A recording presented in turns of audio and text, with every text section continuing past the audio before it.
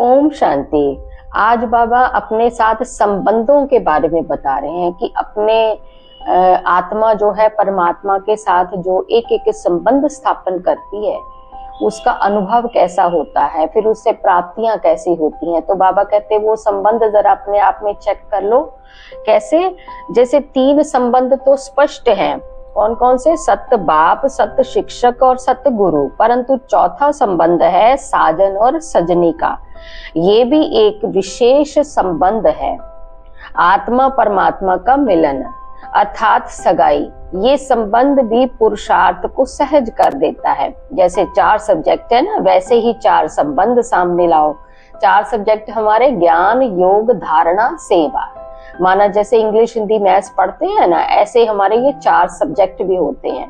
पहले ज्ञान सुनो, फिर योग में भगवान के साथ कनेक्शन जोड़ो, फिर अपने अंदर धारणा में लाओ जो भगवान कह रहा है, फिर उसको सेवा में लगाओ। चाहे वो अपने आपके संबंधी हैं, चाहे मित्र संबंधी हैं, रिश्तेदार हैं, चाहे आस पड़ोस वाले हैं, चाहे विश्व की तड़पती भटकती आत्माएं हैं।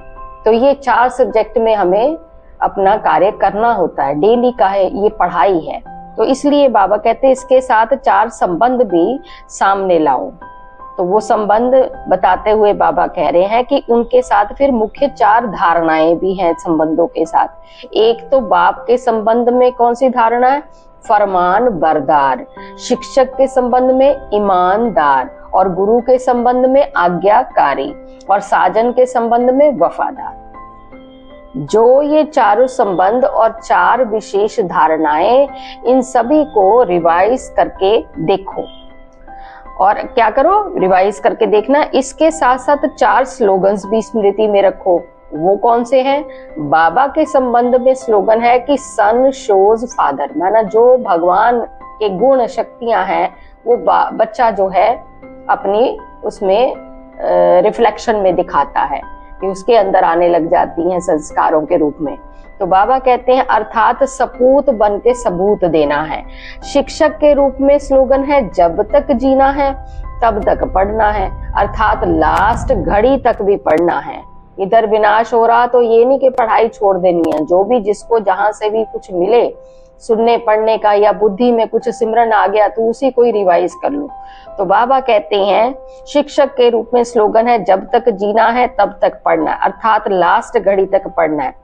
ये लक्ष्य अगर मजबूत है तो फिर सर्व प्राप्तियां स्वतः ही होती हैं। और गुरु के रूप में स्लोगन है जहां बिठाए जैसे बिठाए, जो सुनाए जैसे सुनावे, जैसे चलावे और जैसे सुलावे, अर्थात जैसे कि सभी हुक्मी हुक्म चला रहा है।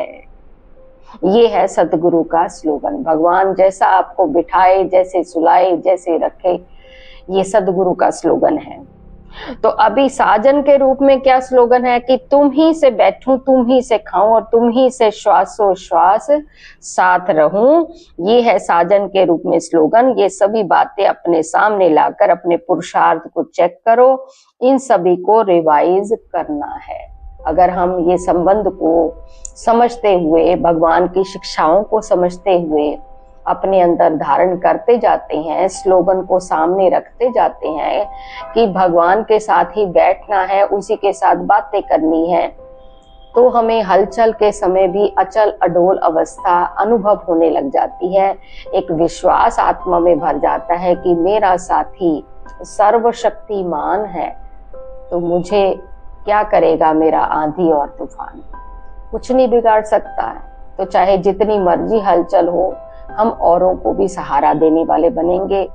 तो ये अंतिम समय के पुरुषार्थ की मुरलियां भगवान हमें याद करवा रहे हैं, स्मृति करवा रहे हैं। अपने सारे संबंध भगवान के साथ जोड़ते जाएं जैसा जैसा समय मिलता है।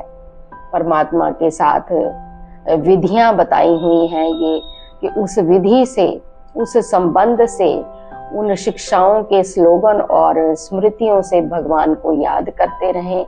अगर ज्ञान बुद्धि में होगा, अगर शिक्षा बुद्धि में होगी, तभी भगवान को समझ पाएंगे, उसके प्यार को समझ पाएंगे। तो भगवान को समझते हुए उससे सर्व प्राप्तियां हमें लेती भी जानी है और आने वाले कठिन समय का सामना भी करते जाना है। ओम शांति।